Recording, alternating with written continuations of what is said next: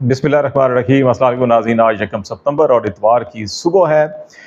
एक ही साथ 3 बड़े इस्तीफ़े पेश किए गए हैं और एक ही दिन में 3 अहम तरीन जजेस के तबादले किए गए हैं, जबकि एक जज की डिग्री को जाली साबित करने के लिए कराची यूनिवर्सिटी के प्रोफेसर को दिन भर लापता किए रखा गया, अगवा किए रखा गया, हिरासत में लिए रखा गया। और फिर शहबाज शरीफ साहब भी जो है कि इस वक्त आखिरी हाथ पाँव मार रहे हैं, और इन आखिरी हाथ पाँव मारते मारते बिल आखिर वो पाकिस्तान तहरीक इंसाफ की सीनियर क़यादत से भी मुलाकात करने में कामयाब हुए हैं। अब उस मुलाकात के अंदर पेशरफ्त हुई है, नहीं हुई है, मामलात आगे बढ़ेंगे नहीं बढ़ेंगे, ये कोई 3-4 अहम मौज़ूआत हैं जिनके ऊपर हम बात करेंगे। और फिर इस्लामाबाद को फ़लस्तीन का गज़ा बना दिया गया। बदकिस्मती से फ़लस्तीनी अवाम के हक़ में जो इस वक्त दुनिया भर के अंदर बहुत बड़े बड़े मुज़ाहरे हो रहे हैं, लेकिन इस्लामाबाद में अगर फ़लस्तीनी अवाम के हक़ में, गज़ा के मज़लूम अवाम के हक़ में चंद दर्जन भी नहीं, हाथ की उंगलियों पे गिने हुए अफराद अगर मुज़ाहरा करते हैं तो उनको इस्लामाबाद पुलिस तशद्दुद का निशाना बनाती है और उनको अरेस्ट किया जाता है। और इसके अंदर जमात इस्लामी के साबिक़ सेनेटर मुश्ताक अहमद, उनकी अहलिया भी शामिल हैं। और ये मनाज़र दुनिया के अंदर अगर जब जाएंगे तो आप ख़ुद अंदाज़ा लगा दीजिए कि ना सिर्फ इस्लामी उम्मा के अंदर बल्कि दुनिया के अंदर पाकिस्तान का क्या तशख़्ख़ुस रहेगा। अभी चंद दिन पहलों की बात है कि फैज़ाबाद के ऊपर जो है कि फ़लस्तीन के नाम का ऊपर ही एक धरना दिए रखा गया। 1 दिन नहीं, 2 दिन नहीं, कई दिन तक रखा गया। और रावलपिंडी में एक प्रेस कॉन्फ्रेंस थी जिसमें DGISPR कह रहे थे बड़ा हसास मामला है और फ़लस्तीन जो है हमारे दिलों के करीब है, और उस मौजू के ऊपर ये धरना हुआ, आवाम को तकलीफ़ हुई, लेकिन हमने उसको टैक्टफुली और एहसन तरीके से हैंडल किया। अभी चंद दिनों की बात है, ख़त्म नबूवत का मामला था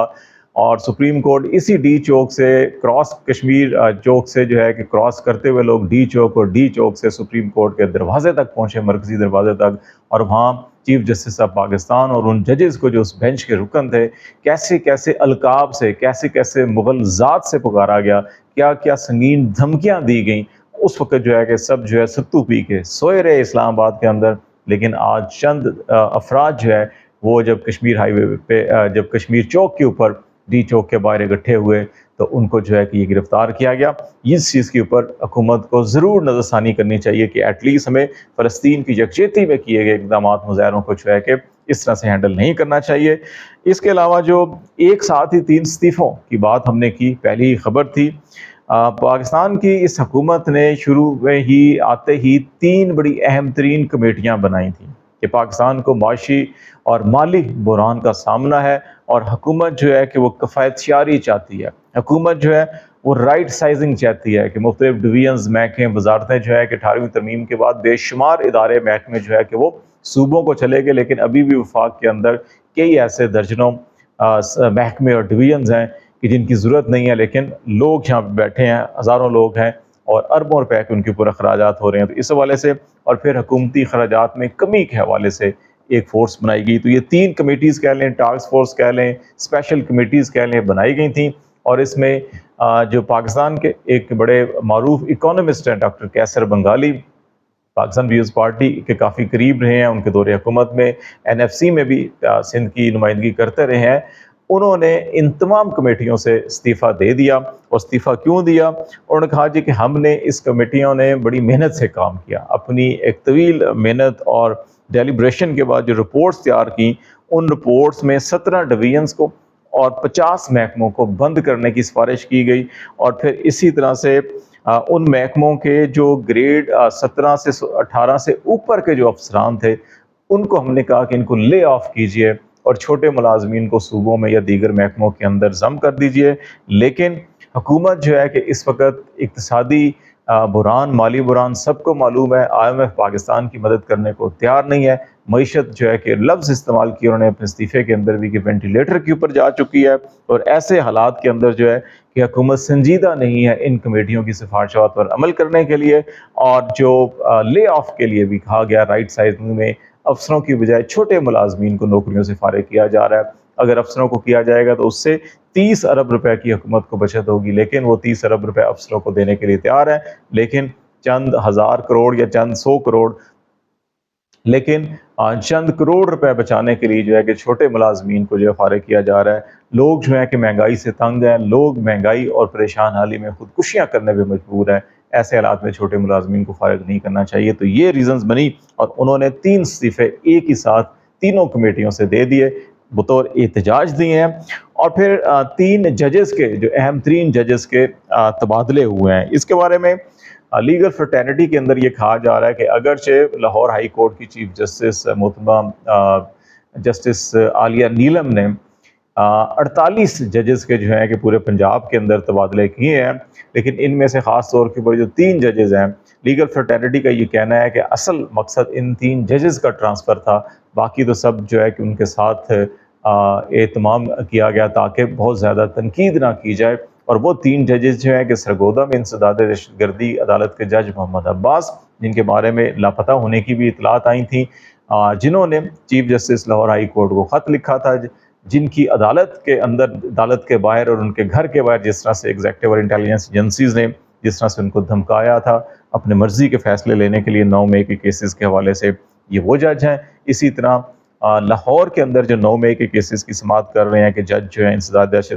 دہشت گردی عدالت کے خالد ارشد، وہ بھی، اور پھر راولپنڈی میں جو انسداد دہشت گردی عدالت کے جج اجاز آصف ہیں، جنہوں نے 9 مئی کے 12 مقدمات کے اندر جو ہے کہ ضمانتیں دی، اور اس میں عمران خان بھی شامل ہیں۔ تو ان تینوں کو جو ہٹایا گیا ہے، اور ان تینوں کے لیے جو ہے کہ ان عدالتوں کے اندر جو معاملات چل رہے تھے، سارا کا سارا دباؤ یہیں پہ تھا ایگزیکٹو یا انٹیلیجنس ایجنسیز کا، کہ یہاں پر ان کی مرضی کے فیصلے ہونے چاہیے، ان کی مرضی کی جو پروسیڈنگز ہونی چاہیے، لیکن یہ جج صاحبان ان کی مرضی کے اوپر کام نہیں کر رہے تھے۔ ان کے خلاف پہلے یہی پنڈی کے جج جو ہے کہ ایک ریفرنس بھی ڈالا گیا تھا لاہور ہائی کورٹ میں، لیکن اس وقت چیف جسٹس شہزاد ملک صاحب تھے۔ اس ریفرنس کو نہ صرف مسترد کیا گیا بلکہ غالباً جرمانہ بھی کیا گیا تھا اس وقت جنہوں نے ریفرنس کیا تھا۔ تو یہ ایک اہم ڈیولپمنٹ ہوئی۔ اور پھر اس کے ساتھ ساتھ جو ہے کہ جسٹس، ہم نے کہا کہ ایک جج کی ڈگری کو جعلی ثابت کرنے کے لیے کراچی یونیورسٹی میں ایک پروفیسر کو دن بھر جو ہے کہ لاپتہ رکھا گیا۔ یہ ہیں doctor Riyaz Ahmad, assistant professor ہیں، کراچی یونیورسٹی سنڈیکیٹ کے ممبر ہیں، اور کراچی سنڈیکیٹ کی میٹنگ کے اندر جو ہے کہ ان کے ایجنڈے پر انفیئر مینز کے ذریعے جو ایگزامز کے اندر پاس ہوتے ہیں لوگ یا ڈگریاں لیتے ہیں، اس کے کیسز آتے ہیں، اور وہ کیسز جو ہیں کہ عموماً اس سے پہلے ایک کمیٹی بنتی ہے، وہ کمیٹی تمام متعلقہ فریقین کو نوٹسز کرتی ہے، ان سے جواب طلب کرتی ہے، جو شکایات آتی ہیں اس کے تناظر کے اندر وہ اپنا موقف پیش کرتے ہیں، اور اگر کمیٹی مطمئن نہ ہو ان کے موقف سے یا ان کے فراہم کردہ ڈاکومنٹ سے، شواہد سے، تو پھر سینڈیکیٹ کے اندر یہ معاملہ بھیجا جاتا ہے، اور پھر وہاں پر یہ فیصلہ ہوتا ہے کہ کیا انہوں نے جعلی ڈگری لی یا جینوئن ڈگری لی۔ اس سفارشات پہ سینڈیکیٹ فیصلہ کرتا ہے۔ یہاں پر جو ہے کہ ڈاکٹر ریاض صاحب جو ہے کہ انہوں نے ہمت کی، اور جس انداز کے اندر ایکسٹرنل دباؤ، جس طرح سے عدلیہ میں ایکسٹرنل دباؤ تھا ایگزیکٹو اور انٹیلیجنس ایجنسیز کا، اسی طرح کراچی یونیورسٹی میں جو سینڈیکیٹ تھا اس کے اندر بھی ایکسٹرنل جو دباؤ تھا وہ انہوں نے فیل کیا، اور سینڈیکیٹ کا ایک دفعہ اجلاس جو ہے کہ اچانک ملتوی کر دیا گیا تھا، اور ابھی بھی انفیئر مینز کے کیسز بھیجے گئے تھے، اس کے اندر تفصیلات نہیں تھی۔ جب انہوں نے ان تفصیلات کو چیک کیا تو معلوم ہوا کہ اس میں جسٹس طارق محمود جہانگیری جو اسلام آباد ہائی کورٹ کے جج ہے، ان کی ڈگری بھی جو انہوں نے آج سے 40 سال پہلے کراچی یونیورسٹی سے حاصل کی تھی، اس کو جعلی قرار دینے کے لیے جو ہے کہ کیس تیار کر کے بھیجا گیا ہے۔ اور معلوم یہ ہوا کہ جو انفیئر مینز کمیٹی تھی، اس کمیٹی نے جسٹس طارق محمود جہانگیری کو نوٹس کیے بغیر جو ہے کہ ان کی ڈگری کے حوالے سے جو بھی ریمارکس دیے ہوں گے، تو اس پہ انہوں نے سوشل میڈیا کے اوپر ایک مسلسل 6 اپنے ٹویٹس کیے تھے، اور جس میں انہوں نے اس کا سیکوینس آف ایونٹس بتایا کہ کس طرح سے یونیورسٹی کے سینڈیکیٹ کے اوپر باہر سے دباؤ ڈالا جا رہا ہے، اور یہاں پر جو ہے کہ اپنی مرضی سے فیصلہ حاصلہ کرنے کی کوشش کی جا رہی ہے۔ وہ کیونکہ ممبر تھے، ڈیفینیٹلی وہ اس اجلاس میں بھی آ کر انہوں نے جو ہے کہ اس کے اوپر آواز اٹھانی تھی، اس لیے ان کو جو ہے کہ وہ دوپہر کو جو ہے کہ وہ جب اپنے گھر سے نکلے یونیورسٹی جانے کے لیے، تو راستے میں ان کو جو ہے کہ 3 گاڑیاں آگے، کچھ گاڑیاں پیچھے ان کی گاڑی کی لگی، ان کو زبردستی اتار لیا گیا۔ پھر اس کے بعد نہیں معلوم پڑا کہ وہ کدھر ہیں کدھر نہیں، ان کی اہلیہ ادھر ادھر ڈھونڈنے لگی ان کو، انہوں نے ایک پولیس اسٹیشن کے باہر ان کی گاڑی کو دیکھا، پھر جب وہ وہاں پہ گئیں، اور پھر بعد میں پتہ چلا کہ جناب پروفیسر صاحب کو جو ہے کہ پہلے اٹھا کے لے جایا گیا، پہلے کسی ایک جگہ پہ لے گئے، پھر کسی دوسرے تھانے میں لے گئے، پھر کسی تیسرے جگہ پہ لے گئے۔ تو اس طرح سے شام کو جب ان کے وکلا بھی اور سوشل میڈیا کے اوپر ہی بہت ساری چیزیں ہائی لائٹ ہو گئی، اور پھر ان کو رات گئے جو ہے کہ چھوڑ دیا گیا، اور دوپہر کو اب اس سینڈیکیٹ میٹنگ کے اندر ایجنڈے کے اوپر وہ چیزیں پیش ہوئی نہیں ہوئی، فیصلہ کیا ہوا کیا نہیں ہوا یہ ایک دو دن میں معلوم ہو جائے گا، لیکن جو ایک تواتر کے ساتھ ہمیں معلوم جو چیزیں سامنے آ رہی ہیں کہ عدلیہ کو کس طرح سے دباؤ میں ڈالنے کے لیے رکھنے کے لیے جو ہتھ کنڈے استعمال کیے جا رہے ہیں وہ کراچی یونیورسٹی میں دیکھے جا رہے ہیں، اور اس میں بدقسمتی سے جو چیف منسٹر سندھ ہے مراد علی شاہ صاحب، ان کے اوپر بھی انگلیاں اٹھائی جا رہی ہیں، تو اس لیے قاضی فائز صاحب کو اس معاملے کا بھی نوٹس لینا چاہیے کہ یہ سارا کچھ کیا معاملات ہو رہے ہیں، یا chief justice Sindh high court کو ایٹ لیسٹ ضرور اس کا نوٹس لینا چاہیے کہ جناب علی کے پروفیسر صاحب کو طلب کریں، اور کراچی یونیورسٹی کے سینڈیکیٹ کے چیئرمین کو بھی، وائس چانسلر کو بھی طلب کریں، اور سارے معاملات کو دیکھیں، اور پولیس کو بھی طلب کریں کہ ان کو کیوں جو ہے کہ اتنے گھنٹے زیر حراست رکھا گیا، کوئی ایف آئی آر بھی نہیں، کوئی کیس بھی نہیں، تو پھر اب سے بے جا میں کیوں رکھا گیا۔ تو یہ معاملات ہو گئے۔ پھر ایک معاملہ سب سے اہم جو ہے کہ وہ محمود خان اچکزئی صاحب نے بھی اس چیز کی تصدیق کی، اگرچہ پی ٹی آئی والے تردید کر رہے ہیں کہ نہیں کوئی ایسی اسپیکر چیمبر سے پہلے خبریں چلی گئیں جی، اسپیکر چیمبر میں جب عمر ایوب صاحب گئے تھے تو وہاں پر بھی حکومتی رانا ثناء اللہ صاحب یا کسی کے ساتھ جو ہے ملاقات ہوئی اور مذاکرات کی کوئی بات ہوئی، لیکن اس کی انہوں نے تردید کی، انہوں نے کہا کہ نہیں، کیونکہ فلور کے اوپر ان کو ٹائم نہیں دیا جا رہا تھا تو اس لیے وہ چیمبر میں گئے تھے۔ بعد میں جو ہے کہ یہ خبریں ہم نے آج ویلاگ بھی کیا کہ حکومت گھٹنے ٹیکنے پر مجبور ہو چکی ہے مذاکرات کے لیے، جو کہہ رہی ہم پی ٹی آئی سے براہ راست کریں، اور اچکزئی صاحب کے ذریعے پیغام بھیجا گیا۔ ابھی اطلاعات آئی ہیں اور محمود خان اچکزئی صاحب نے اس کی تصدیق کی کہ پارلیمنٹ ہاؤس میں پارلیمنٹ میں جو ہے کہ شہباز شریف صاحب کی جو ہے کہ یہ عمر ایوب صاحب، اسد قیصر اور بیرسٹر گور کے ساتھ ملاقات ہوئی ہے،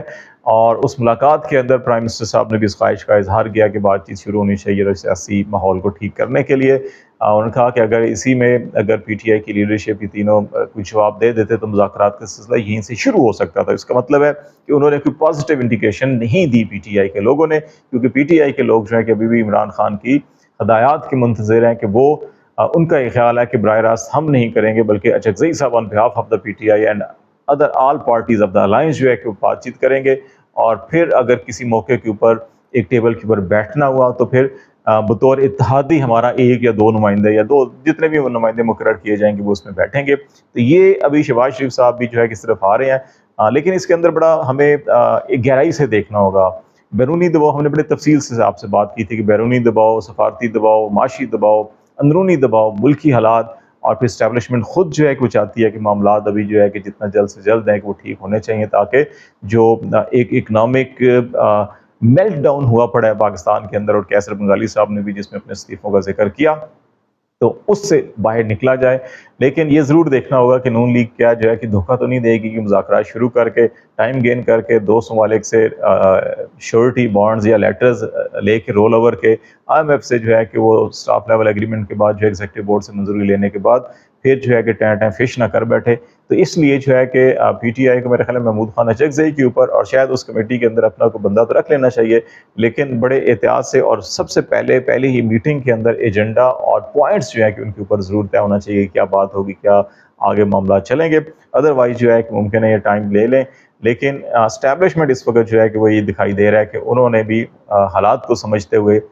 وہ یہ سمجھ رہے ہیں کہ 3 سے 6 مہینوں کے اندر معاملات کو یا تو الیکشن کی طرف لے جائیں یا کوئی اس طرح سے سدھار لیں کہ جس کا مینڈیٹ ہے اس کو مل جائے۔ اب دیکھتے ہیں کہ آگے معاملات کیا چلتے ہیں، آپ کو آگاہ کرتے رہیں گے۔ فی الحال اتنا ہی، خالد شبیل کو اجازت دیجیے، اللہ حافظ۔